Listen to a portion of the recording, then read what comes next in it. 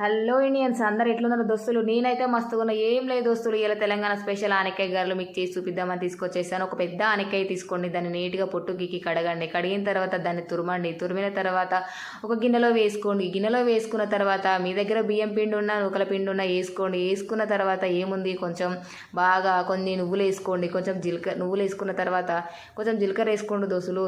వేసుకున్న తర్వాత కొంచెం పసుపు వేసుకోండి. పసుపు తర్వాత ఉప్పు తర్వాత ఏముంది, కారం వేసుకోండి. వేసుకున్న తర్వాత దాన్ని కసా పిసికేయండి దోస్తులు. పిసికిన తర్వాత దాన్ని ఒక మంచిగా ముద్దలా చేయండి. వాటర్ మాత్రం అస్సలు ఎక్కడ దోస్తులు, పిండి ఖరాబ్ అవుతుంది, జాగ్రత్త.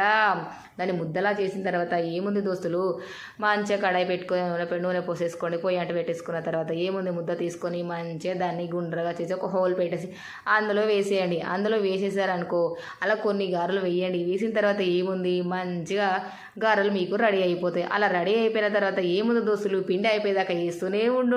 అలా వేస్తూనే ఉండు.